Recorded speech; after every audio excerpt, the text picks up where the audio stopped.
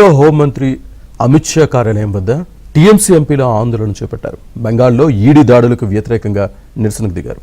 అప్రజాస్వామికంగా ఎన్నికల్లో గెలవాలని బీజేపీ అనుకుంటోందని, ఎన్నికల కోసం ఈడీని వాడుకుంటోందని టీఎంసీ ఎంపీలు ఆరోపించారు. ఆందోళన చేస్తున్న టీఎంసీ ఎంపీలను పోలీసులు అరెస్ట్ చేశారు.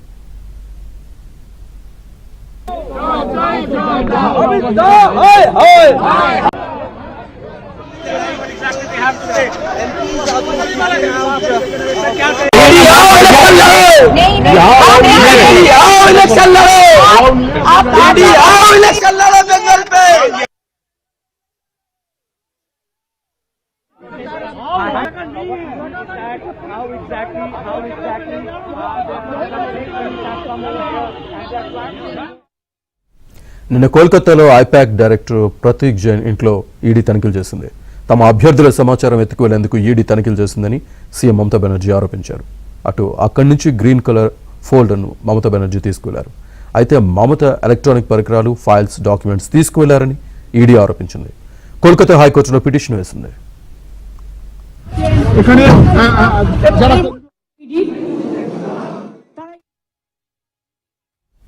మరోవైపు ఈడీ వ్యవహారం నడుస్తూ ఉండగానే పశ్చిమ బెంగాల్ గవర్నర్కు బెదిరింపు మెయిల్ రావడం కలకలం రేపింది.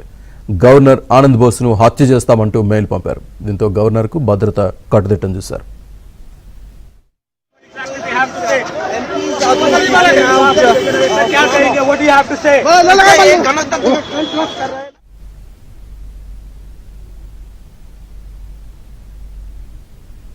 ఇదే విషయానికి సంబంధించి పూర్తి డీటెయిల్స్ మా కరెస్పాండెంట్ సతీష్ అందిస్తారు. సతీష్.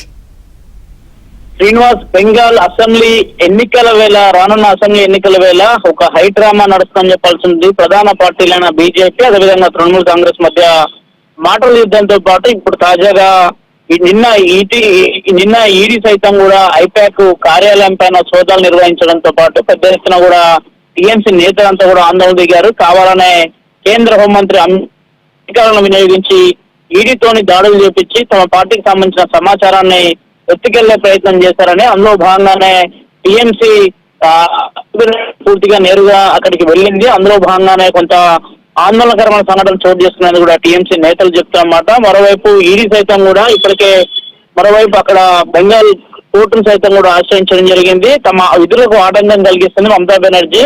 కావాలనే ఈడీ సోదాలను తప్పుపడుతుందన్న అంశం పట్ల తమకున్న సమాచారం మేరకే ఈడీకి సంబంధించి సోదాలు నిర్వహించాము. ఈడీ అధికారికంగా ఒక లేఖను కూడా విడుదల చేసి, మరోవైపు తృణమూల్ కాంగ్రెస్ సంబంధించిన ఎంపీలంతా కూడా ఈ రోజు ఢిల్లీలోని కేంద్ర హోంమంత్రి అమిత్ షా కార్యాలయం వద్ద కొంత ఆందోళన దిగారు. ఆందోళనలో డైరెక్ట్ గౌడ్తో పాటు మరికొంతమంది ఎంపీలు సైతం కూడా పాల్గొన్నారు. వారి పాల్గొనతో ఒక్కసారిగా అమిత్ షా కార్యాలయంలో కొంత హడావుడి కొనసాగింది. దాంతో హై సెక్యూరిటీ పెంచడంతో పాటు ఇక హోంశాఖ కార్యాలయం ముందు టీఎంసీ ఎంపీల ఆందోళనతో ఎంపీలందరినీ అరెస్ట్ చేసి నేరుగా వారిని పార్లమెంట్ స్ట్రీట్ పోలీస్ స్టేషన్ కూడా తరలించడం జరిగింది. ప్రస్తుతానికి వారంతా కూడా పార్లమెంట్ పోలీస్ స్టేషన్ పరిధిలో ఉన్నారు. అయితే మరోవైపు కావాలనే తమను బెంగాల్లో బీజేపీ ఈడీతోని సిబిఐతో దాడులు చేస్తూ ప్రస్తుతానికి తమను అరికట్టే ప్రయత్నం చేస్తున్నారనే కోణంలో కూడా టీఎంసీ ఎంపీలంతా కూడా ఆందోళన చేయడంతో పాటు బెంగాల్లో సైతం కూడా ఈ రోజు రాష్ట్ర వ్యాప్తంగా కూడా బెంగాల్లో ఆందోళనకు టీఎంసీ పిలుపునిచ్చింది. ఇక కేంద్ర ప్రభుత్వం ఈడీలకు వ్యతిరేకంగా బెంగాల్లో టీఎంసీ నేతలంతా కూడా రోడ్లు ఎక్కబోతున్నారు. అందులో భాగంగా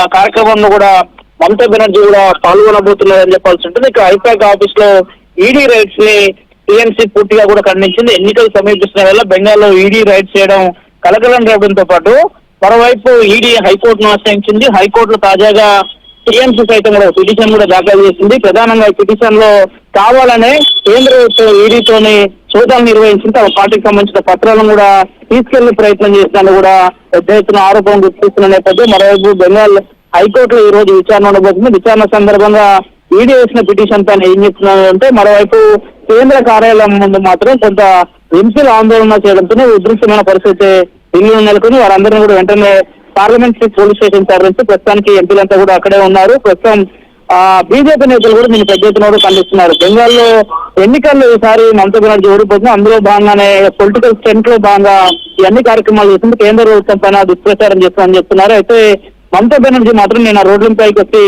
దాదాపు కేంద్ర ప్రభుత్వం వేరుసిన తీరు కావచ్చు, కేంద్ర హోంశాఖ మంత్రి అమిత్ షా వేసిన తీరు పట్ల కూడా అసహనం వ్యక్తం చేయడంతో పాటు పెద్ద ఎత్తున కూడా ఆందోళనకు పిలిపించిన నేపథ్యంలో కనిపిస్తుంది.